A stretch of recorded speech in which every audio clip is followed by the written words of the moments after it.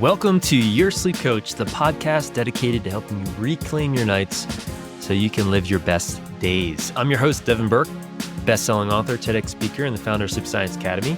I help exhausted insomniacs fall asleep, stay asleep, and wake up energized using proven science-backed strategies and holistic coaching methods. So whether you're tired of tossing and turning or looking to optimize your rest for better health, you are in the right place. So each episode, we're going to dive into expert insights, practical tips, and real-life success stories to help you sleep deeply to live fully.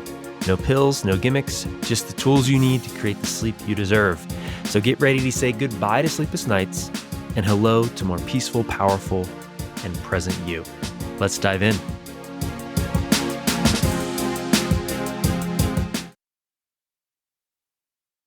In today's episode, I'm giving you an exclusive look inside our signature 8-week Sleep Science Academy program where lives are transformed one night at a time.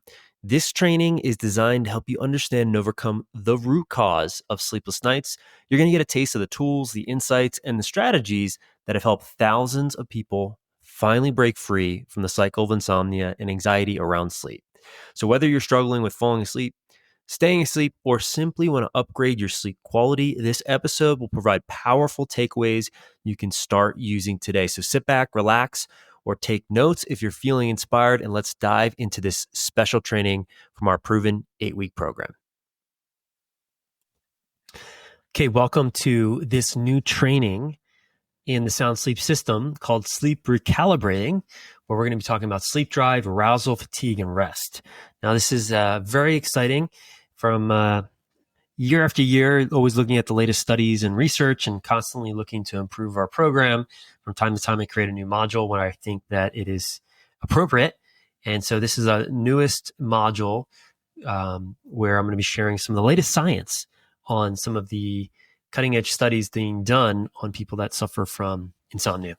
So on this session, we're going to talk about sleep drive and arousal types, why understanding what sleep drive is and arousal types, why that's important, and how you can really understand how to increase sleep drive and decrease arousal.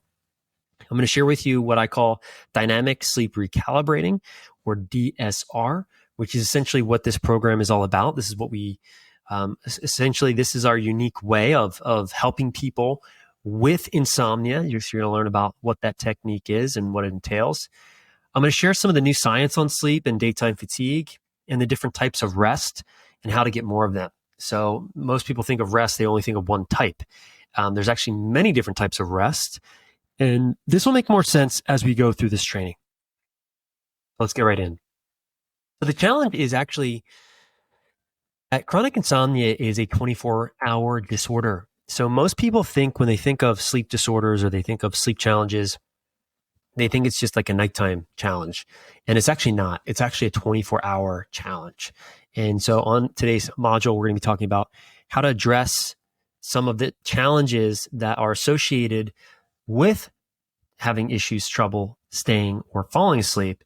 And again, the solution here is what we call dynamic sleep recalibrating, which essentially in a nutshell is increasing and supporting sleep drive while decreasing daytime and nighttime arousal patterns, which is what we're going to be talking about today. So it's important to understand a little bit about the two drivers that create sleep, our sleep.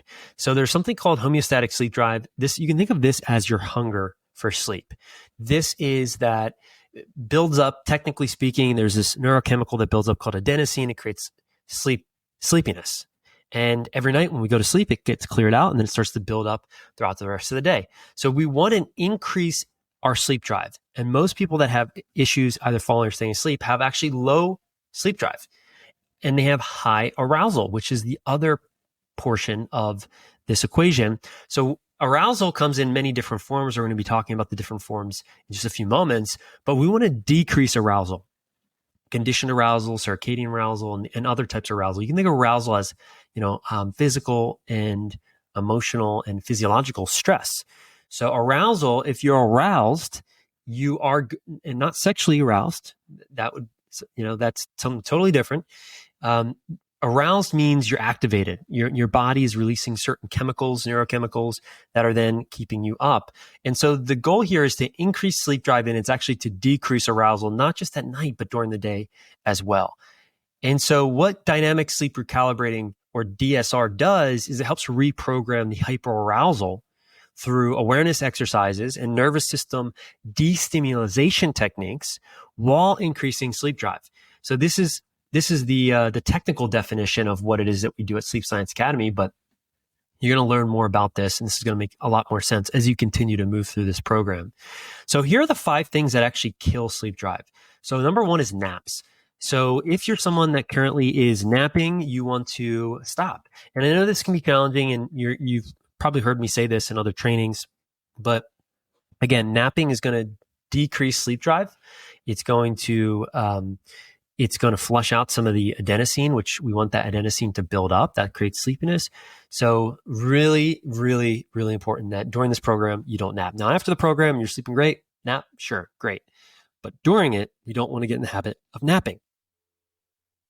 The second thing is actually going to bed too early. Now, this is a really important thing to talk about, because if we go to bed too early, even if you're sleepy at, say, let's say 8 o'clock, if you go to bed too early, what's going to happen is it's going to mess up that sleep drive system. And then you're going to end up, maybe you're falling asleep at 8, you get, your sleep from 8 to 9, 10, 11, 12, and then all of a sudden you're up, and then you're up for the rest of the night, or up for several hours. And so we really want to, again, avoid going to bed too early. Too early, that's going to be defined for, depending on your chronotype and a lot of different other factors. And your coaches can help you understand what too early is for you specifically. And you're going to learn more about this in the trainings to come as well. Spending too long in bed, this is a huge mistake that a lot of people overlook. And it's counterintuitive. You think, hey, spend more time in bed actually will then be good if you're not getting enough sleep or enough quality sleep. And it's actually the opposite, because what this does, again, is it kills sleep drive, and it also decreases sleep efficiency, which is time in bed actually sleep. Trying to make up for bad sleep, or off nights as we call it here at Sleep Science Academy. So this is a sleep drive killer. This creates inconsistent sleep, which is linked to fatigue. And we're going to talk about fatigue in just a few moments. But we can't really make up for off nights or bad sleep. And trying to do so actually disrupts our sleep drive. Being inactive and sedentary during the day. This is a big one. So often people, because they are tired or because they're not sleeping well, or for whatever reason, we just don't move enough. And you need to move your body because it helps increase sleep drive. And there's a lot of evidence, scientific evidence, to support that. So if you're someone who's just laying around the house, or you're just, not moving your body, or you don't have an exercise routine, you're going to definitely want to start to move your body more. Listen to your body. You don't want to push it too much, but you want to be active. Being inactive, again, decreases sleep drive. And this is a bonus here. I said 5, but I'm giving you 6. It's caffeine. So caffeine, unfortunately, past 1 p.m. also kills sleep drive. Now that one, again, it's one of those things depending on what type of metabolizer you are and all these different factors. But really, caffeine, when it comes to this program, we want to either eliminate it or just have a cup in the morning, an hour after you wake up, when that cortisol starts to dip. So here are a couple key reminders, and you've heard me say this in other trainings, so I'm going to say it again. Don't use your bed for anything other than sleeping, especially for trying to fall asleep. So some people say, oh, I don't, eat in bed, or I don't do work in bed, or I don't, argue with my partner in bed. But what they do, the blind spot is they're trying to fall asleep in bed. So we never want to try to fall asleep in bed. Why? Because trying is a subtle form of trying to control your sleep, and sleep is not something you can control or force at this point. I hope I'm really making that clear. And this is a real trap for a lot of people, that people get stuck in this, willing or subtle forms of trying to sleep. Do not try to sleep in your bed. It doesn't work. Only go to bed when you're sleepy. And so that's a really important reminder. Now, I always get the question, well, what do I do if I'm not sleepy? Well, you don't go to bed. So if you wake up in the middle of the night, or if you're not tired at the end of the day, you have this kind of wired and tired feeling, but you're not sleepy, you really, that means your body's aroused. And we'll talk about that. And there's a whole module in the bonus section on adrenal fatigue and hyperarousal. But really what we're trying to do is increase the sleep drive, which increases the sleepiness. And you don't want to be getting into bed when you're not sleepy. So eventually your body, through these practices that you're going to be discovering over the next several weeks, will start to get sleepy again. And there will be times where, you're not sleepy. Maybe you're tired, but you're not sleepy. And you can attempt to go to bed. But if after a certain period of time, around 20 minutes, you don't look at the clock, you kind of feel into it, you feel like you're still tossing and turning, and you kind of have that sense that you're not going to be able to fall asleep, then you remove yourself from the bed and bedroom. Very important. So when you can't fall asleep or fall back to sleep, you want to get up and go to your place and execute your plan. Now, again, this is so important. Remember, your plan is not to get you to fall back asleep. It's rather to create the opportunity for sleep to happen. Very important distinction. Because if your plan is, I'm going to go do this thing, and that thing is going to then create sleep, well, then there's an expectation, and that subtle form, that little expectation is a form of trying to control, and that can create enough arousal to then keep your body up, releasing cortisol and adrenaline, noradrenaline, even in small amounts. Remember, sleep cannot be forced. Sleep cannot be forced. So a distinction here I think is important to make too is the difference between being tired and being sleepy. These are two different things. So being tired is feeling worn out, it's feeling depleted, exhausted, bored, low energy. Most people in this program are feeling tired, very tired. They're depleted, they're exhausted, maybe they're low energy, feeling bored. And if you're tired, you need rest. Yes, sleep's important, and it will help you, to restore your energy. But if you're tired, you're going to need rest. And we're going to talk about the different types of rest in just a few moments here.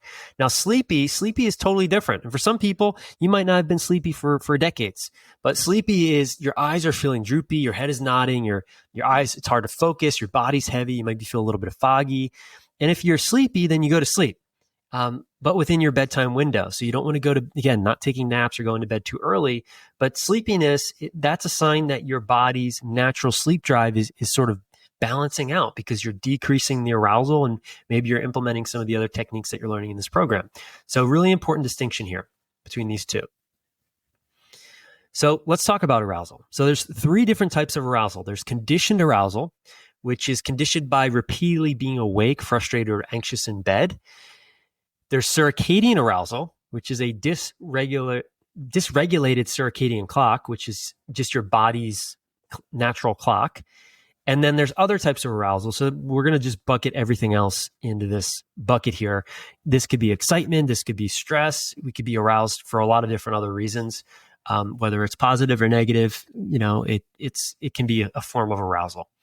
So conditioned arousal is when your brain has learned that to automatically become awake in bed. Now, many people experience this. This is very common. So if you have this going on, this is not a new thing.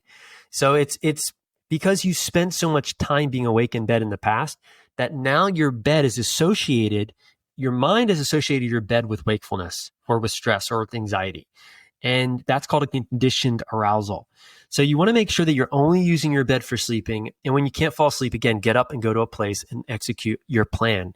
And a place and a plan are really important. And we flush what those can be out for you in other trainings. But in short, go to a place in your home that's low lit, that's comforting, that's outside of your bed and bedroom, and execute a plan. A plan could be doing something that you enjoy, that's boring, that ideally doesn't involve technology. This could be knitting, sewing, stretching, reading, listening to a podcast. This could be meditating. You come up with the plan. And everybody's different. Everyone's into different things, listening to music. But again, you're not doing the plan so you can get back to sleep. You're just doing it to create the opportunity for sleep to happen. Circadian arousal. This is the other type of arousal that causes dysregulation of what's called your suprachiasmatic nucleus, that's a mouthful, or your master clock. And this is when your kind of body gets confused about what time it is outside and how long of the day lasts. And this happens to everyone when we practice the fall back or fall forward, the time changes. That dysregulates everyone's circadian clock.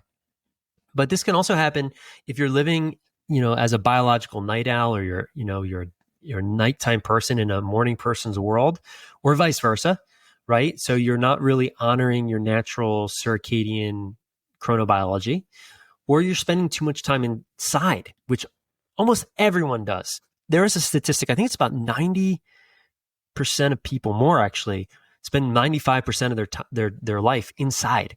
And we're under these artificial lights. We're not getting enough sunlight. And this is why our circadian clock gets dysregulated. So also having an inconsistent sleep schedule. It's so important to have a consistent sleep schedule, especially to wake up around the same time every day. Going to bed, ideally, we would be going to bed around the same time, but it's most important to wake up around the same time. This helps regulate your natural body clock. So some solutions, make sure you get lots of light during the day, especially first thing in the morning. So if you can wake up, go for a walk, not wearing sunglasses, get some sun in your eyes and on your skin, that would help tremendously.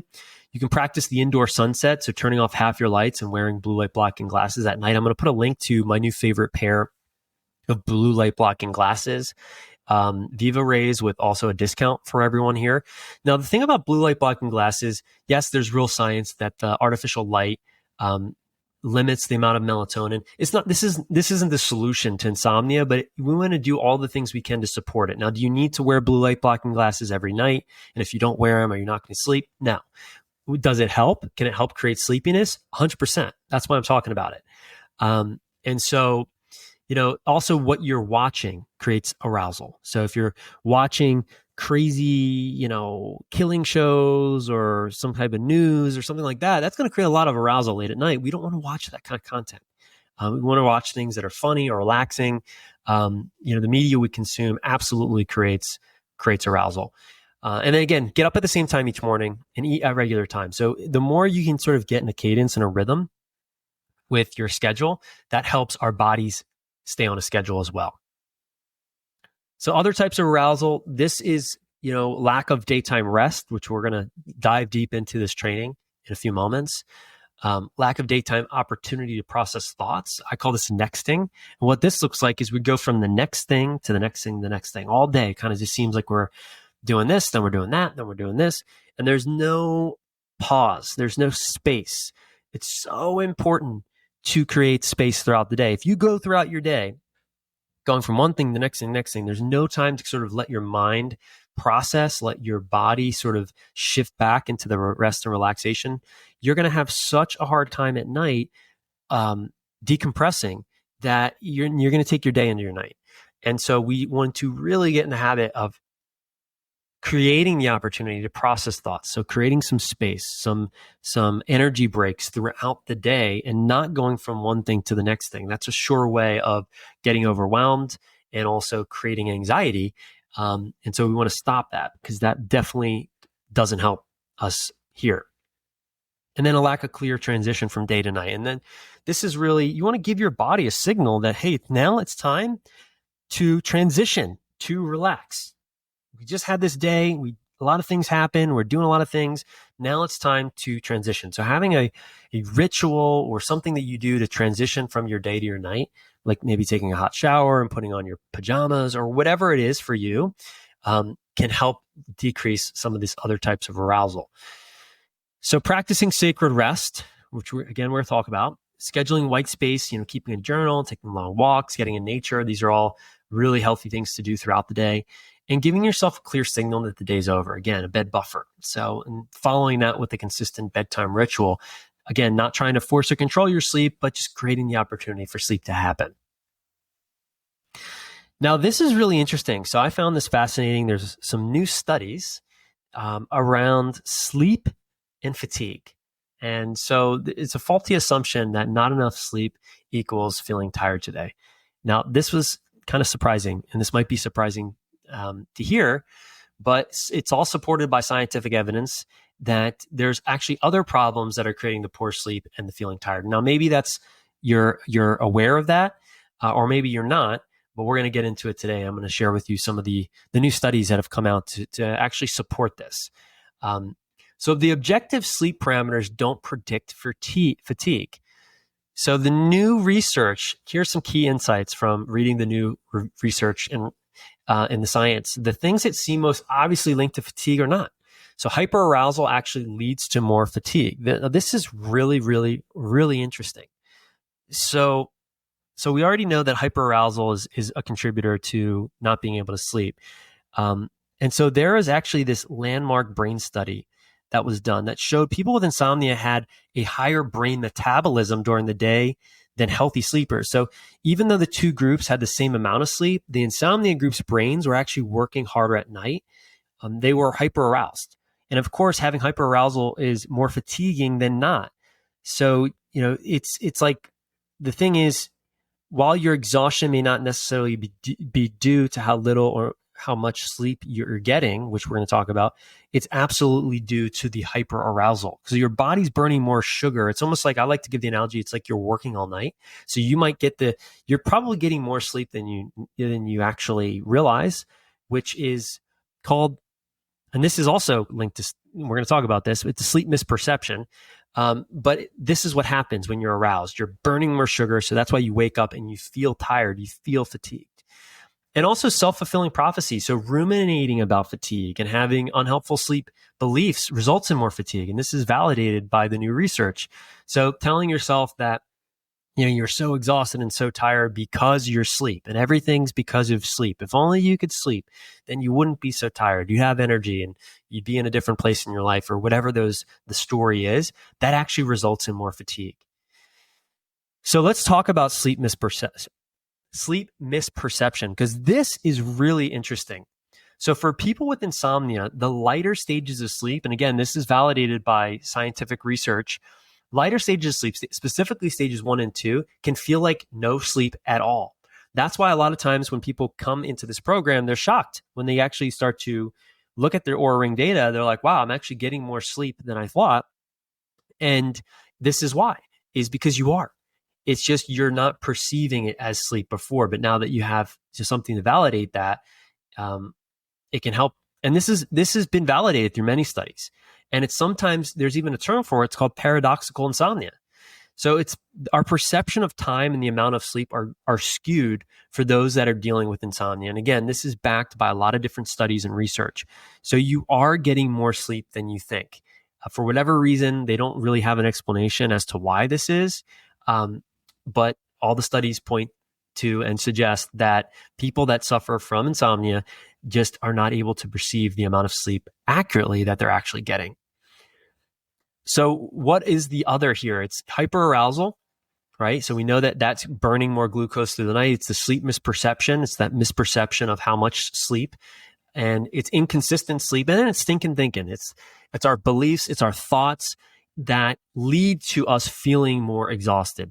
So this is, it's really interesting. And you know what? Let me actually just share one of the studies. It was actually a study done in 2019 with about 600 insomnia patients who completed this overnight sleep study to measure objectively their sleep. And so none of the objectively measured sleep parameters correlated to fatigue. The total sleep duration, the sleep efficiency, the wake up after sleep onset, or the percentage of light, deep, or REM sleep. So again, the things that were seen most obviously linked to fatigue are not. And it wasn't like a one night fluke. There's another Canadian study done that kept participants with insomnia for 3 nights doing the same type of gold standard for measuring their sleep, and found the same thing. The amount of sleep on these 3 nights did not predict fatigue levels. And in fact, when both studies zoomed out and asked for people's habitual sleep duration, how much sleep they usually got, they found that the participants with longer habitual sleep duration actually had more fatigue.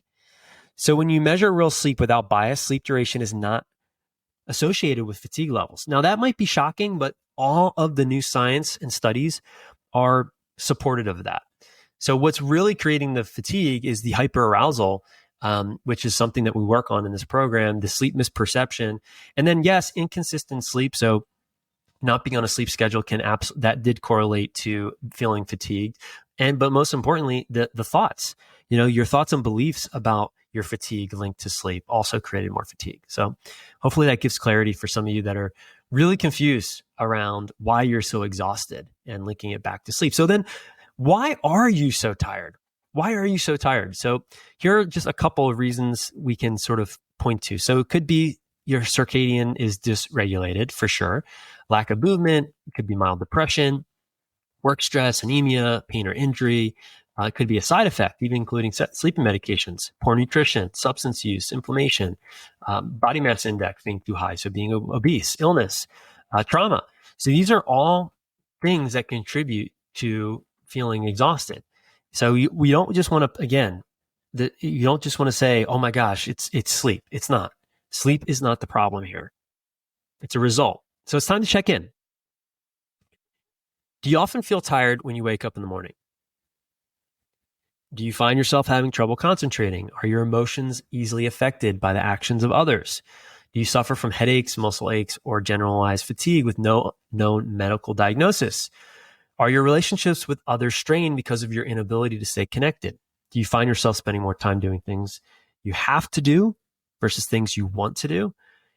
Has your view of life lost its expression of excitement and adventure? Do you struggle to stay awake and focus when reading or watching TV? Do you depend on quick energy fixes like caffeine or sugar to help you get through the day? Do you find yourself craving comfort items at night like ice cream, wine to help you wind down? And are you prone to abrupt moments of anger or unexplained fits of crying? So if you answered yes to any of these or all of them, then you need rest. The answer to fatigue, the solution to fatigue is actually rest. Yes, sleep helps for sure, but rest leads to sleep. And there's a lot of different types of rest. There's physical rest, which can be like a stretching or getting a massage. Mental rest, which we talked about earlier, breaks from problem solving, meditating, having a bed buffer. Social rest. This is a really important one. Limiting the interaction with those people that I call them energy vampires, that suck your energy away. The negative people in your life that are sucking your energy out, while increasing your interaction with those people that give you energy, that give you life, that inspire you, that lift you up when you're around them. Spiritual rest. This can look like giving back or volunteering or paying it forward or praying, doing things beyond yourself.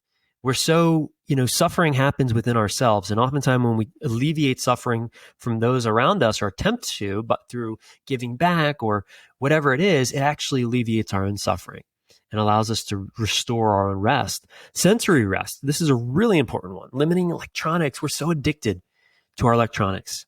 And so much of today, we live in these stimulating environments. There's access to us from our phone and our computers. And so we need to draw these strong boundaries and create sensory rest, especially for those people that live in cities. Emotional rest. This looks like feeling emotions fully versus repressing or suppressing them. One's consciously, one's unconscious, but really allowing ourselves to feel emotion and be emotionally expressed. Creative rest. This is appreciation of beauty and nature and arts and learning and books. And so I want you to get this book. It's an amazing book.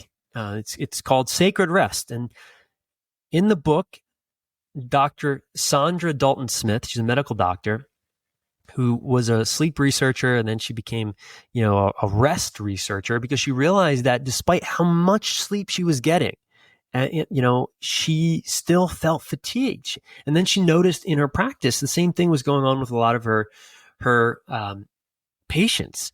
And so she dove into this exploration for herself. And she found that when she started to rest in these 7 areas, she recovered her life, she renewed her energy, and she restored her sanity.